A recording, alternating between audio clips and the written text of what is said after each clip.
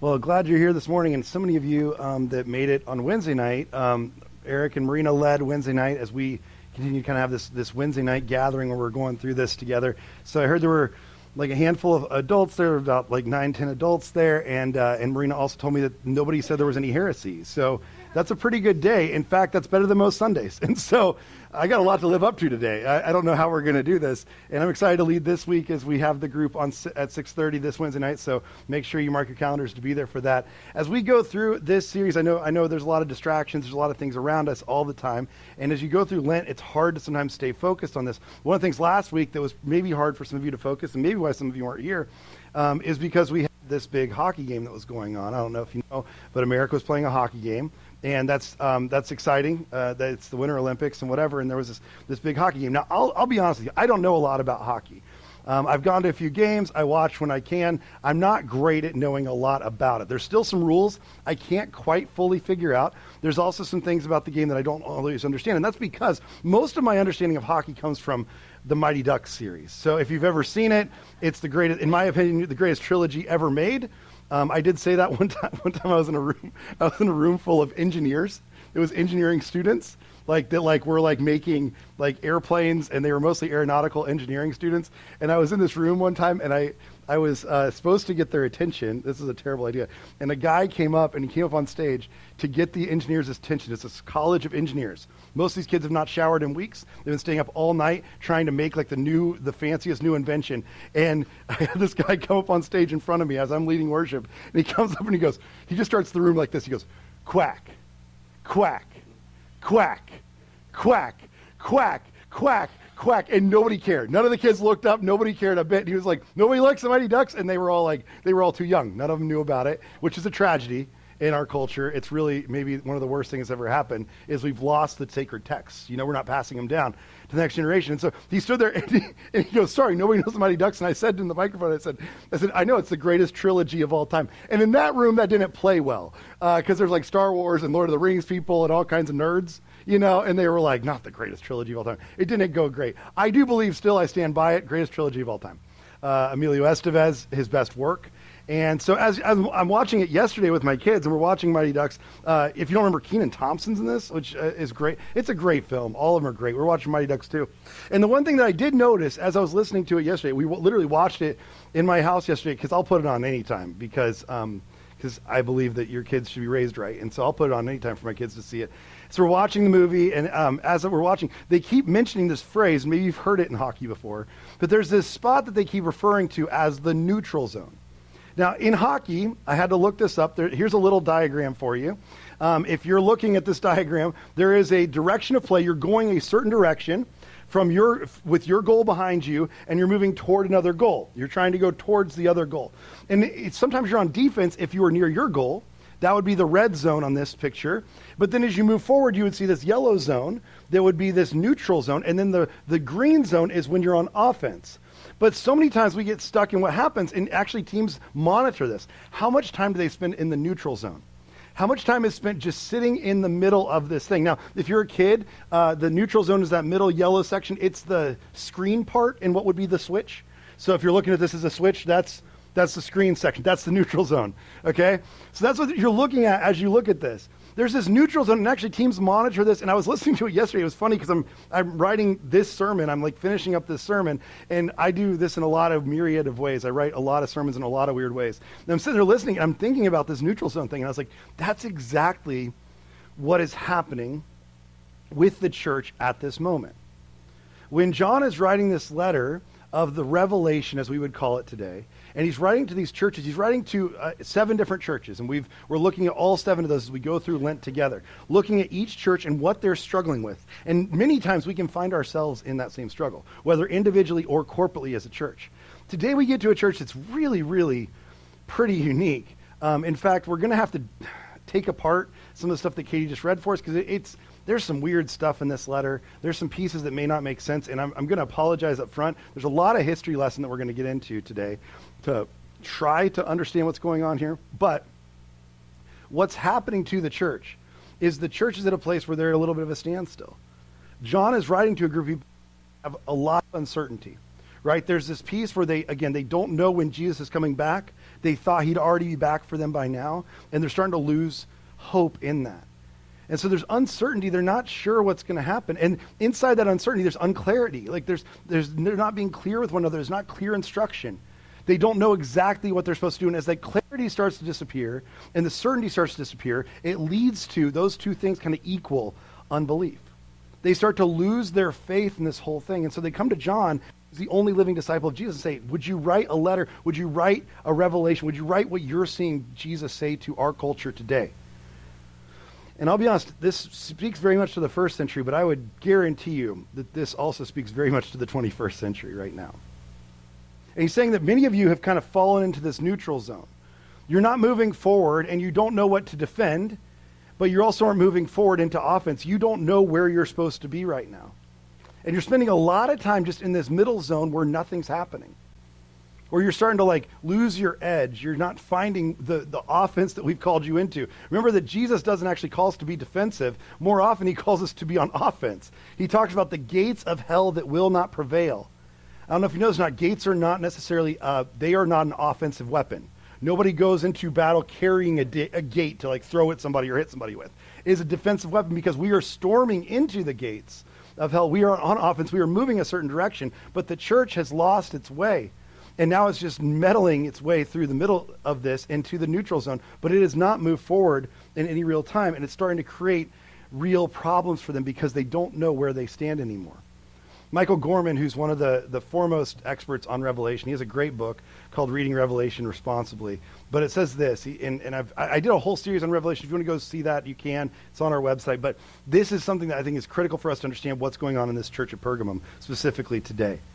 It says, in Revelation, faithfulness is portrayed positively as following the Lamb and being marked with God's seal of ownership and protection. Remember, in the story of Revelation, that's what we see. There's a seal. It's also portrayed negatively as following the beast or receiving the mark of the beast. There's two different seals that you can be marked with. He says, together, these two images of faithfulness demonstrate that we cannot have it both ways. You can't choose both the beast and the lamb. You can't choose both imperial power and lamb power. Like you can't choose Rome and the way of Jesus. They're not going to be compatible.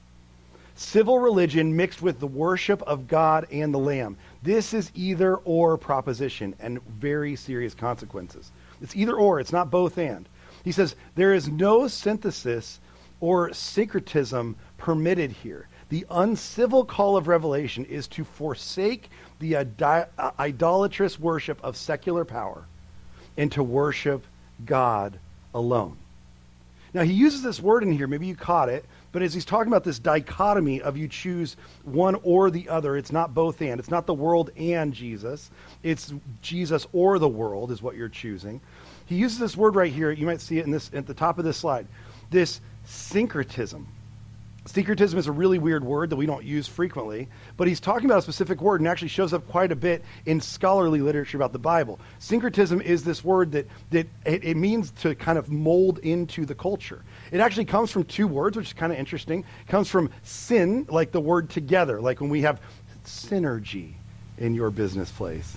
That's right, synergy. Anybody tired of that word? Ready for that to go away? Yeah, absolutely, okay. We'll circle back to that word later. I'm just kidding, we won't. We'll circle back to that. Yeah, these are all phrases I could do with that. But sin meaning like together, but then Crete actually in the syncretism is from the word Crete, the actual country. It's an actual nation. Syncretism is an actual place. And what it means is that people were molding into the culture. Like they're folding their way into what the culture looks like. People were no longer distinct from the culture they were a part of, but they were just molding themselves into it, finding themselves in the same spot. And that's exactly what happens with this church at Pergamum. The church at Pergamum is starting to mold itself to become not like what Jesus has called them to be, not an either-or society where they are on defense or on offense, but they've just found themselves in this neutral zone. They're just kind of cool with what's going on. They're just kind of falling in line with the way the world works. And so this letter that's written to them, we're going to walk through it just kind of line by line here, and I'm going to do my best to try to take apart some of this. I hope that this is valuable for you because there's a lot going on here. And we're going to just kind of walk through this, kind of exegete this, kind of understand it a little bit, and then we'll kind of wrap up understanding how this relates to us, okay? But it starts off in this letter. It says, to the angel of the church in Pergamum, write, these are the words of him who has the sharp, double-edged sword. These are the words of him. Now in this time, Pergamum was actually a cultural hub for the government of Rome. So in the city that they lived in, there was it was almost like what we would call like a county seat or a capital city of a certain area, where all of the legal systems ran through that one place. That was where the main judges were and the main court systems were. And they had this thing there where they had this sword, and many people believe that as John's writing this, he's talking about a specific sword. This word, gladii, is a Roman term that was used all the time in Pergamum specifically, and it was called the right of the sword. And the right of the sword meant that the government could do whatever they wanted with the sword whenever they wanted. They could execute who they wanted. They could do whatever they wanted. They had the right of the sword. Interestingly, they also had a second sword, or a second method or mechanism of using corporal punishment on their people. That one was called the fasces. And the fasces was a rod, a set of rods that they would carry around. And that set of rods they could hit people with at any time. The fasces is actually where we get the word fascism. In fact, Mussolini coined the term intentionally from the Greek, because he liked the idea that the ruler could do whatever they wanted, and they could carry the fasces around, and they could be fascists or use fascism on the people around them, that the ruler was the only one in charge. Now, the government had that, but what it seems to be saying in this verse is that they're calling out the sword, saying there is a sword. We see that your culture is familiar with the sword. You know what that means, but there's a greater sword to be worried about. It's not the one that Rome carries. But there's a double-edged sword, it says. He says, this is the word of him who has the sharp, double-edged sword. There's a greater one that you need to be worried about. And it's interesting because in this term, he says double-edged. It's almost like what John's setting up here is for us to understand that there is going to be two sides to this sword. There is no neutral ground with this, but it's going to split things and divide things. There's going to be division between these things because it's not all just going to be merged in the middle. It's not going to live in the neutral zone. This is going to be split. And there's going to be things on either side of it. We can't operate that way. See, in Pergamum, this was a cultural epicenter of three things: of economics, it was a cultural center of social progress, and it was also known as the political palace of the area. It had these three things going for it, and John's saying, but those things will not fall in line with you as a Jesus follower. That's not going to work. You're going to look different than that, and you're not going to be able to stay within those things. You're going to have a sword that is double-edged, and it's going to draw a line between you and the culture that you live in. See, I think sometimes we have a hard time with that, understanding that that's the way this was supposed to be, because for many of us, the economics, the social, the political, we like to just kind of merge all those things together. They just kind of become one big conglomerate of who we are. But it turns out they're all supposed to be separate pieces. And this sword is supposed to draw a line for us. See, in the culture we live in today, I think we still fall into this, but at the culture of the day, Christians lived very differently than the people around them.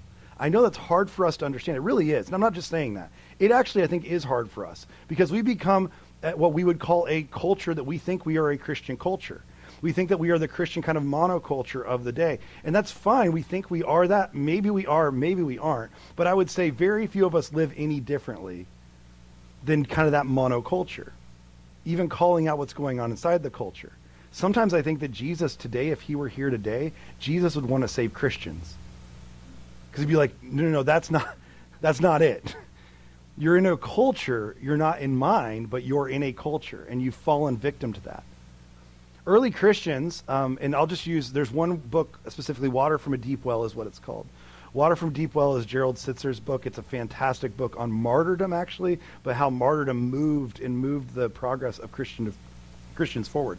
He says there's three things that set Christians apart early in the culture of Christianity. Let me just give you these three things that are contrasted culture between the Christians and the rest of the culture of the day.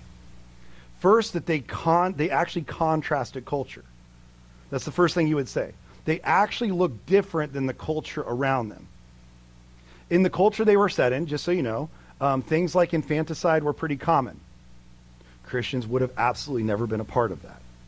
There's even some cultures where Christianity at this time, in the early first century, there were cannibalistic cultures where Christians would have looked very different than that. Christians often were different in their sexual ethics than the people around them. They often looked different than the monoculture of what was going on. In fact, they contrasted culture. If you're not familiar with this, they contrasted their culture in many ways, but some of it would actually be in the way that they were more accepting than other cultures of other races, of women in leadership, of the poor and the marginalized. They brought those people in. They contrasted the culture in some ways what we would call progressively. But they also contrasted the culture in what some ways we would call conservatively. Again, their sexual ethics look different. They would have never been a part of infanticide, but they would have wanted to make sure that any child born in their culture was taken care of for its entire life, not just the beginning of it. It's different. It doesn't fall into the buckets that we want it to fall into. They contrasted their culture. In fact, one early historian, Tacitus, he wrote about this a little bit, but Tacitus was a first century historian, not a Christian historian, a Roman historian. He said this, he said, everything we hold sacred, talking about the Romans, they scorn. Everything we regard as taboo, they permit. So see how different they are than the Roman culture around them. They don't fit into the boxes that Rome had tried to create for them. He says, everything that we love, they hate. Everything we hate, they love. What's going on? Like, this doesn't work. They actually contrasted the culture. They actually stood up for certain things, but they also found resistance against others. Second thing that in Water from a Deep Well, Jerry Sitzer writes about is he says that the second thing is that they were exclusively allegiant. What that means is they had exclusive allegiance to God over all other things. Now, this was a time, and I try to imagine this, but this was a time where people's allegiance was often split between their God, hear me out, and their country. I know that sounds crazy. I know, I can't imagine it either. I can't imagine it either. Where more people in our culture, I think, today would know how to say the Pledge of Allegiance to a country than a prayer to their God. Just saying. I think there was an allegiance that was singular. There, yes, actually, and you can read through it. Peter encourages people to love their country that they're in. Actually, he encourages them to submit to the rulers. So don't hear me wrong. He does encourage those things, and those are real. But their allegiance was not to the rulers. Their honor and respect was to the rulers. But there's a difference. Their allegiance was singular, and it was to God alone. They found Jesus as their singular allegiance. Rome was well down the list after that. It was not on the list, don't hear me wrong, like it was not something they did not respect or honor, but they did not have allegiance to it. Their first and foremost vision was that of the kingdom of heaven, and secondly, the empires of earth, but it was never out of order. And this was hard in this day because they didn't just have the Roman culture, they also had the Greek gods. There were multiple other cultures around them that they were not subscribing to because they found exclusive allegiance. The third thing that, and in that, just let me read really quickly. There's actually another historian, Tom Holland is his name. He's not the Spider-Man or whatever, but a different Tom Holland. He wrote a book called Dominion. He's actually an atheist who wrote about the history of dominions and empires, and he takes it a step further. He says that to not have allegiance, he says this distinctiveness, like talking about not allegiance to Rome, in the age of an empire that proclaimed itself universal, which is what Rome said they were, that they were a universal empire, he said might as well rank as defiance. Like just distinctiveness from that might as well have been defiance from Rome. And that's why many, by the way, that's why almost all disciples ended up getting martyred, in case you're just wondering. That's why almost all of them got martyred, because they would not bow the knee to Rome itself. And then the third thing that we see, as Gerald Sitzer would write, and again, there's other books on this we'll talk about, maybe more in this series at some point. Larry Hurtado has a great book called The Destroyer of the Gods on this. But anyways, third thing that you see is that they had singular faith.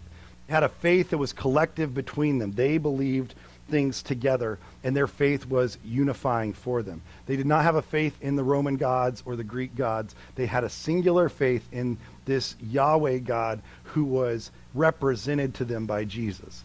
And so their faith was singular. They only believed in that one thing. Sometimes in our culture, if we're being honest, other things do seep in, right? There's like, well, this is cool. This is also good. Here's some other stuff I kind of like. Let's find some other faiths that kind of match what we're doing. They did not do that. They did not mix and match faiths. They only were singular to what Jesus had taught. So they were singular in their faith. Again, that early first century historian, he would write it this way, but he would talk about this saying, the first lesson absorbed by converts, talking about converts to Christianity, is to despise the gods, speaking of the Roman gods, to renounce their country, and to view their parents, their children, and their brothers as expendable. Now, this sounds really harsh, but what it means is they had singular faith in Jesus, and everything else came every other relationship came second to that faith in Jesus. This is what they were known for. And I would just ask you today, with those three things in mind, there was a church that contrasted the culture, that had exclusive allegiance only to Jesus, and had a singular faith. How do you think the American church is doing at the moment? I mean, I'm not trying to stir the pot. I'm just saying, like, this is what the point of this letter is. It wasn't just for people in the first century to say, how are we doing? It's for us today to use it as a measuring stick. How are we doing with this? I don't know that I would say that we're doing great. I think we've started to find room where we're no longer advancing toward the goal that Jesus has called us to, the singular thing he's called us to. But I think many times we would find ourselves at best sitting in the neutral zone with these things. We've become very comfortable with them, haven't we? Started to let these seep into every area of our life. And it started to seep in not just into our individual lives, but into the church's life. This is why Charles Spurgeon, 150 years ago, Charles Spurgeon wrote this. I think it's still pretty accurate. But he said, I believe the one reason why the Church of God at this present moment has so little influence over the world is because the world has so much influence over the church. This is what Pergamum is being called out on. There's a sword here to divide. There's a sword here that is meant to, a double-edged sword that's going to divide these things. You will no longer see them as one neutral zone, but everything will be separate from here on. And so he says, after that verse, the next verse in verse 13, he says, I know where you live, which is a terrifying start. Like, it's real serial killer talk here. This part was probably like taped together with letters cut out of newspapers. You know, I know where you live. And John is getting after that. Here's what he means. Actually, this is not meant to be scary. It's actually meant to be a little bit sympathetic. I know the area you live in. It's not an easy area to live in. I know where you live, and it's not the easiest place to have to live this way of Jesus. In Pergamum, again, as I mentioned, there were political, there were social, and there were economic impacts that were all around them. This was a huge city for these things. And they had temples. They had a temple to Athena. If you're not familiar with Athena Nike, as you might know the word Nike more. She was the goddess of war, and she was the goddess of victory. The Nike word meant victory.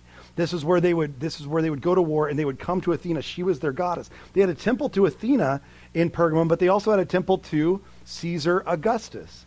He had a temple there. That, of course, Caesar, their ruler, had a temple because he had a cult, if we would call it what it would be. In fact, when we were in Greece a couple years ago, we went through at the Acropolis. There were these ruins sitting there, and the ruins were from different temples around the Acropolis that had been built at different times. And there was one specifically that was a small temple that had been in ruins now, and it said on the plaque, this was a temple to the cult of Caesar. It said the word cult of Caesar because he had his own religion. He believed he was a god. He believed that his son was the son of God. He believed that his grandson was the Prince of Peace. This is who he thought he was. They had a temple to Rome itself, to Caesar, to who he was. So he says, I see where you're at. Like, this isn't easy. But I need you to remember that this isn't what it's about. It's not about actually Augustus or Athena, although those gods are going to lead you astray.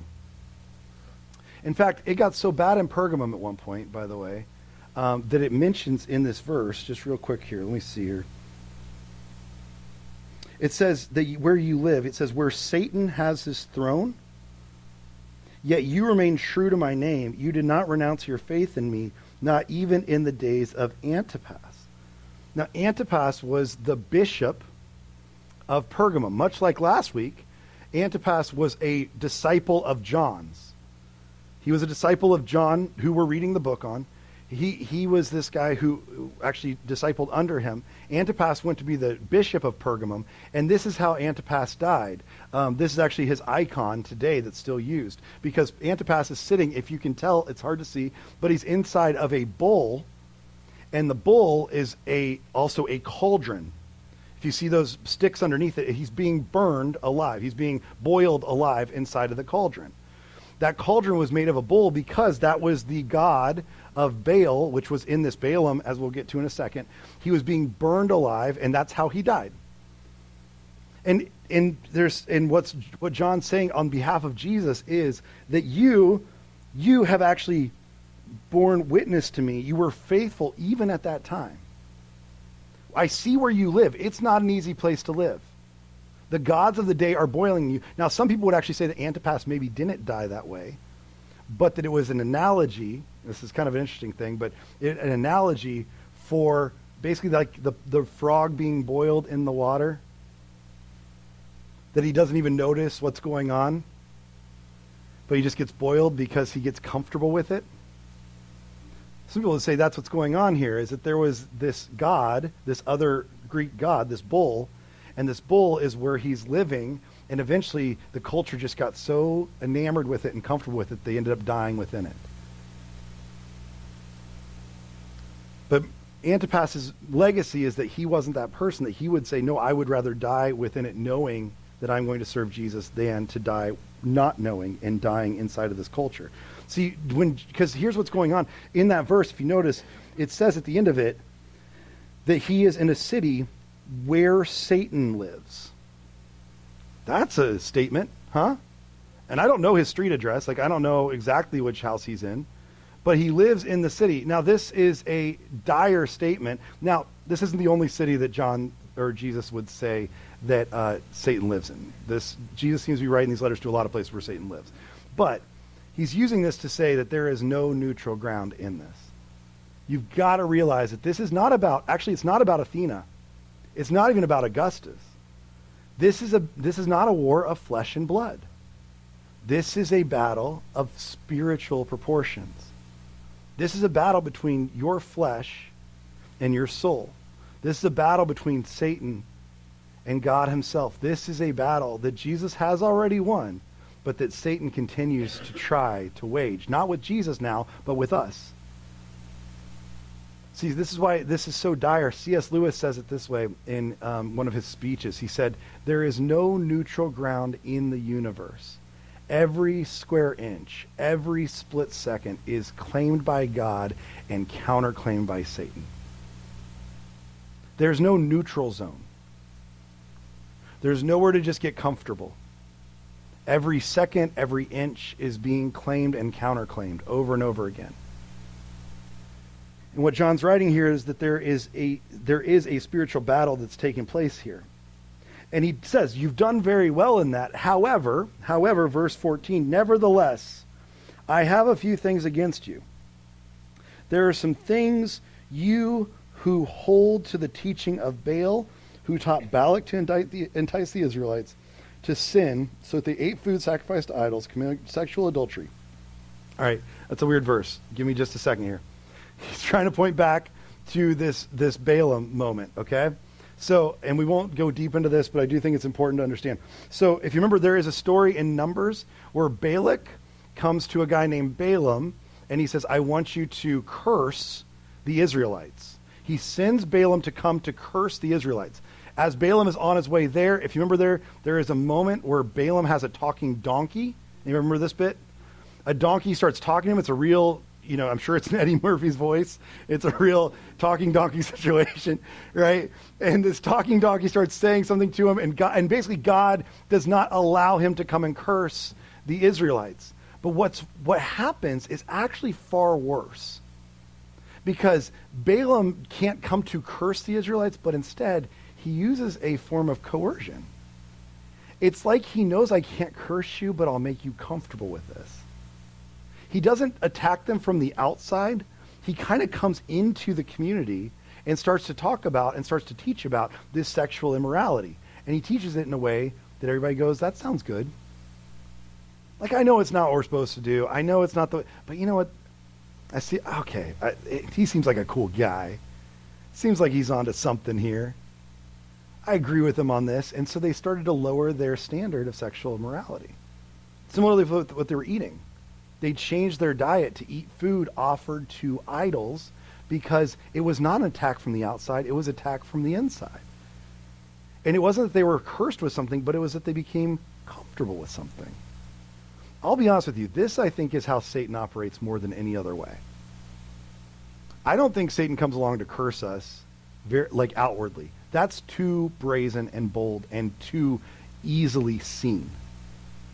What he does, remember in the garden, remember what he says in the garden? He doesn't start off with, you should eat this fruit. He doesn't start off with this fruit and talk about the fruit. What he starts off with is he said, does God really say that you shouldn't eat the fruit? He just starts asking questions, doesn't he? And this is how we live in sin all the time. Did God really say that you should live like that?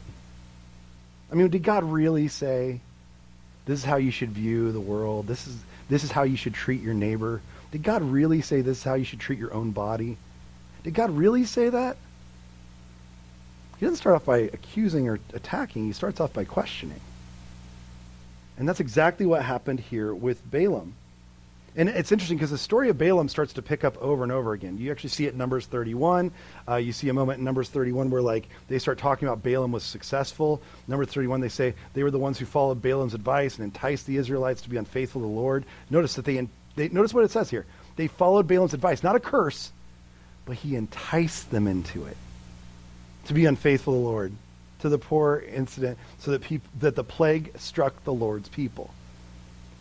And we see this actually show up in the New Testament too, by the way. This Balaam story really does show up quite a bit. 2 Peter references this. He says, they have left the straight way and wandered off to follow the way of Balaam. Like, he points this out as well, who loved the wages of wickedness. You even see it in Jude's book, Jude in verse 11. There's only one chapter, so verse 11 says, woe to them, they have taken the way of Cain, they have rushed for the profit into Balaam's error. He's saying, like, this is a real thing that seems to stay in the zeitgeist of this, because it's not about a curse, it's actually about being comfortable with it. But then he goes further than that. In the next verse, he says, very similarly, verse 15, he says, and likewise, you also have those who hold to the teachings of the Nicolaitans. Now, that likewise word in Greek, it's the word like a homeos, like it's in Greek it means very similar, like homogeneous, that kind of thing. So in the Greek you see this word that's like very similar. What it means is it's the same exact phenomenon described in two different ways. So he's using two different analogies to point to the same thing. And so he says, likewise, you have those who hold to the teachings of the Nicolaitans. Now, these Nicolaitans, they were a group, and it's kind of interesting, they were a group of people that were considered known for their indulgence into the social culture of their nation and of their country and of their city. They were known to overindulge. In fact, a few different theologians write about this. Irenaeus writes about this, who was a first century theologian. Irenaeus, who was a bishop, he said that this group, the Nicolaitans, lived lives of unrestrained indulgence in their culture. They didn't have any feeling of who Jesus was or what Jesus was doing. They just lived in unrestrained into their culture. Now, Clement of Alexandria would also say this: they abandoned themselves to pleasure like goats, leading a life of self-indulgence. But what's interesting is, if you look at the Nicolaitans, and you try to find out where they came from and why this group exists, they're not so much a man, they're almost a metaphor. We have no beginning of this group of people. Now, they were a real group of people, but it's interesting because this name, Nicolaitans, there were people trying to find out, where did we get this name? And there's a couple theories of maybe where this name came from, but the name actually means to conquer the people. It's almost more not a man, but more of a metaphor. This is what will come along. This indulgence into the culture is what will conquer the people. This is what will happen if you continue to indulge in this, is that you will be conquered by who? And it seems like John's pretty clear in this, by Satan himself. If you continue to live this way, there will be consequences to it, and you will be conquered. You will find yourselves as these Nicolaitans did. And he says, so verse 16, he says, so therefore, repent, therefore. Otherwise, I will soon come to you, and I will fight against them with the sword of my mouth. What this is believed to be is, remember, there was a sword at the beginning, and now there's a sword at the end.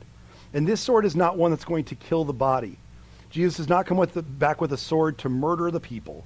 He comes back with a sword, not a sword of hurting the body, but a sword that can stop eternal life from the soul.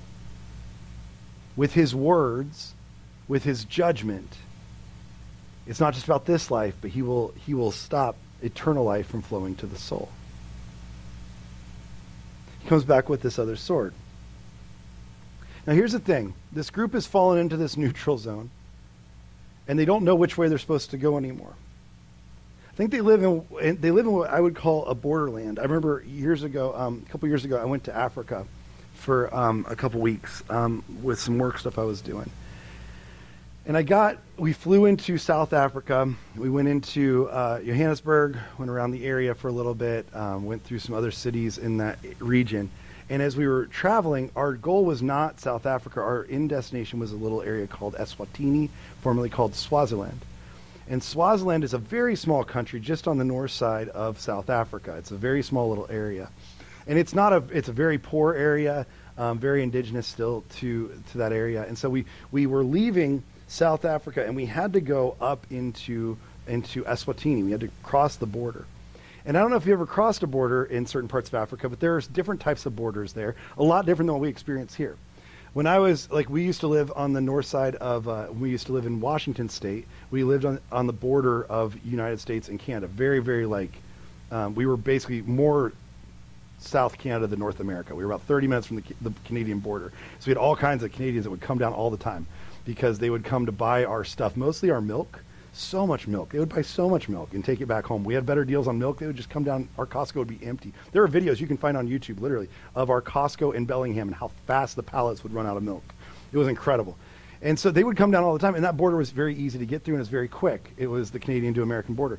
Being in Africa was very different because there have been so many wars, and especially between Swaziland and South Africa.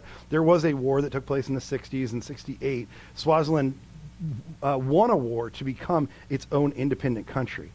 But in the bloodshed of that war, in the fighting for that war, in the different things that took place, there still remains a pretty massive border because those two countries still didn't want to be close to each other. They wanted to remain distant from one another.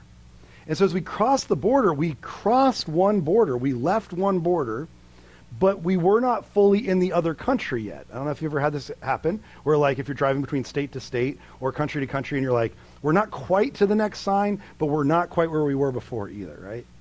And as we crossed the border, I thought it would just be, a couple steps or maybe a mile or so, we'd be in the next country, but it was not like that. We drove and we continued to drive for miles and miles and miles until we found the entrance to the next country. And I was like, well, what happens with the land in between? Because there were a lot of people in between. There were things going on in between. What happens to the land? Who has this land? And what I was told by our guide is nobody wants this land. This is called the borderland.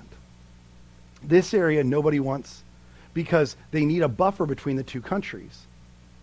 I was like, but there's a lot of people that live in that area. What do? And they're like, well, they trade. They have shops set up. They trade with one another. It's almost like your duty-free zone in the airport before you get to the next flight.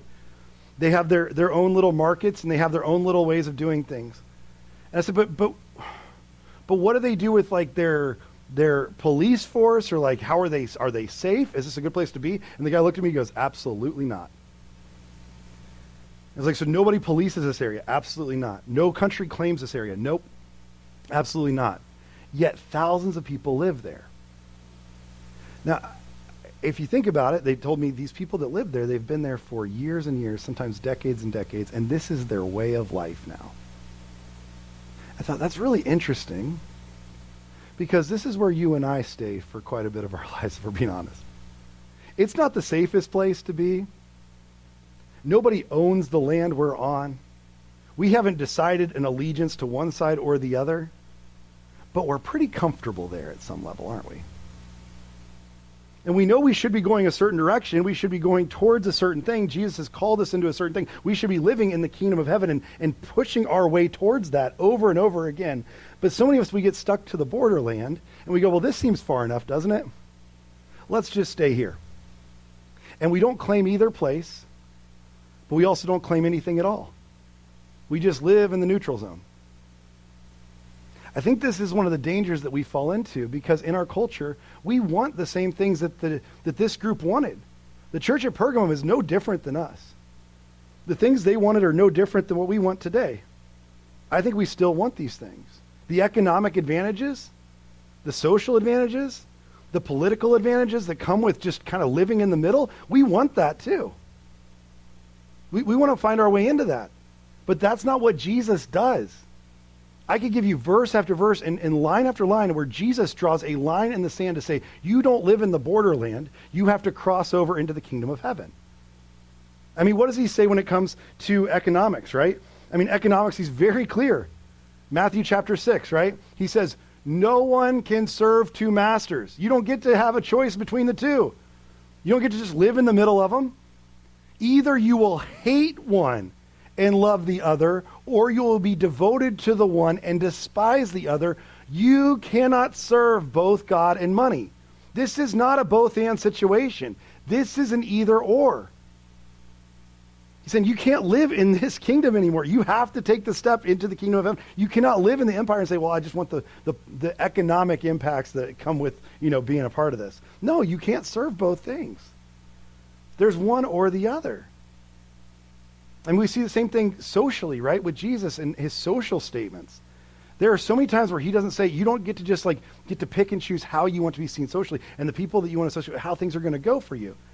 In Luke chapter 6, right, he has this verse which is terrifying. He says, blessed are you when people hate you, which is not what we feel. That's not what we want. When they exclude you and insult you and reject your name as evil because of the Son of Man.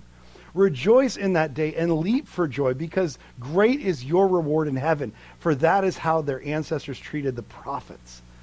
That's what's going to happen, because guess what? You might not fall in line with every social thing that everybody wants you to, because why? You're a member of the kingdom of heaven, and your views may not line up with everybody else's. And Jesus knew that, and he taught this, and we want to forget it so quickly, don't we? I mean, politically, we could go down, oh my gosh, we could spend days on this one. I'm not going to get into all of it. But just John, just look, I mean, if you want to see anything about Jesus' involvement with the government, look at the book of John, chapter 6. Jesus, knowing that they intended to come make him king by force, they were going to force him into being a king in Rome. What did he do? He didn't say, let's do it. Let's get deeper into the Roman government. Let's get more involved with this. And if it doesn't work out as king, maybe I'll make it onto a news segment here and there, and I'll be a pundit. That'll be my fallback plan. He does not choose a side on this. He never aligns himself with the government of Rome. He always is concerned about the kingdom of heaven. And it says instead of that, he went to a mountainside by himself. He ran away from it. Jesus could have come as a king and ran a government if he wanted to. I believe that with all my heart, but it sure seems like he didn't want to. Sure seems like his calling was greater than that of what a government can do. It was for the world. It was for the kingdom. It was not for just one government or group or nation or even political side. But we want to try to find our way into all of these. We want to be a part of each one of these. We want to find the middle ground and just live in the neutral zone. This is why D.L. Moody would say it this way. He says, Christians should live in the world, yes, but not be filled with it. I love this metaphor. A ship lives in the water, but if the water gets into the ship, she goes to the bottom. So Christians may live in the world, but if the world gets into them, they sink. And sometimes I think that's where the church is today, and that might be where we are today, which is one of the scariest things.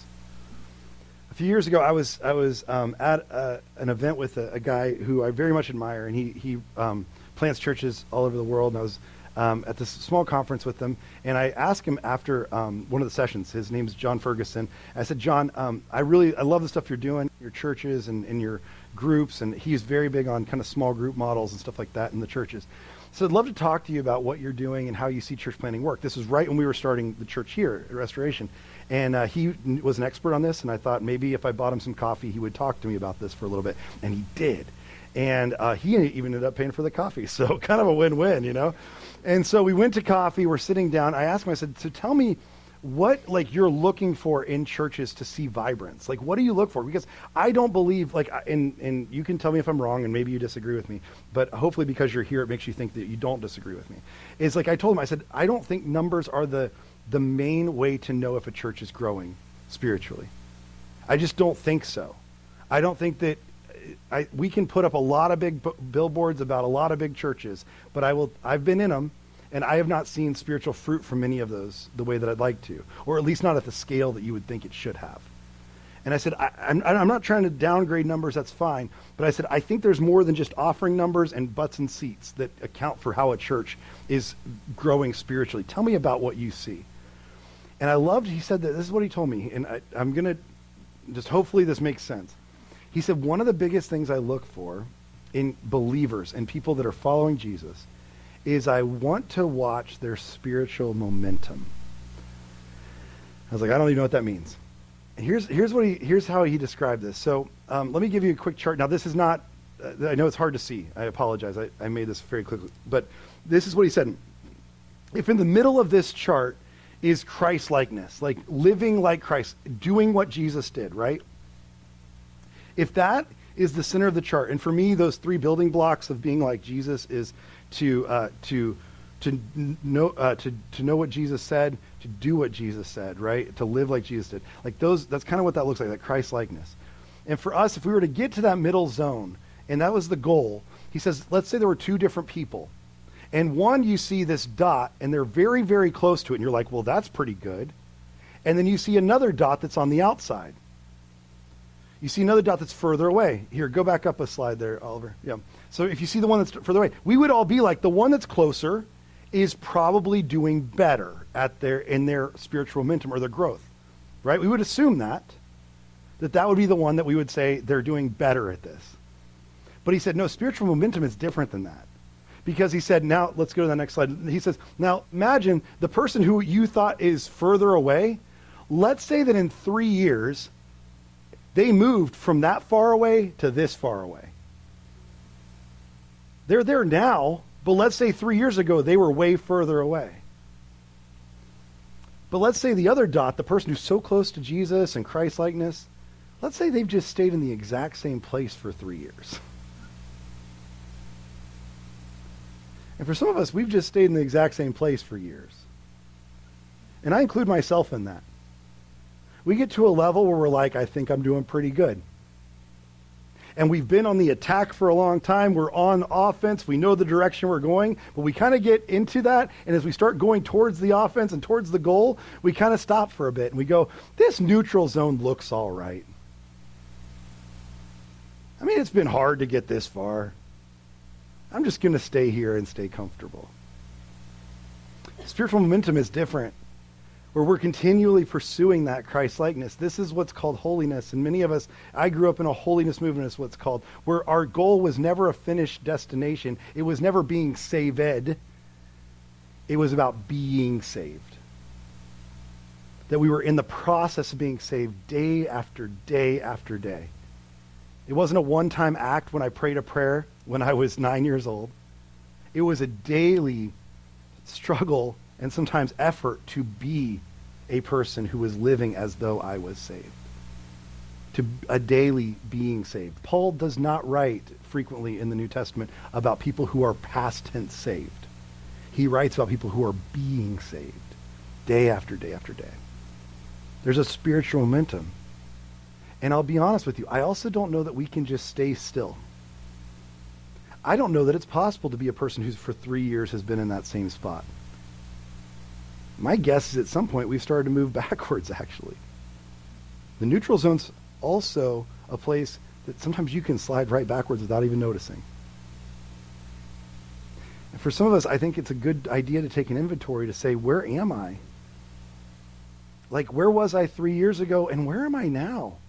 Where was I 1 year ago and where am I now? Am I still moving towards Christ's likeness? Am I still trying to be a person who brings the kingdom of heaven to earth daily? Or have I just kind of become okay with the neutral zone? Again, I'll read it one more time, but as C.S. Lewis said, I love what he says, there is no neutral ground in the universe. Every square inch, every split second is claimed by God and is counterclaimed by Satan. That's the urgency that John is writing with to the church then. And I believe it's the urgency that Jesus still has for the church now. That first century church in Pergamum could just as easily be called the 21st century church in America. It could be called Restoration Church. It could be a church in Trinity or in Newport Richey. It could be us that are sitting here today.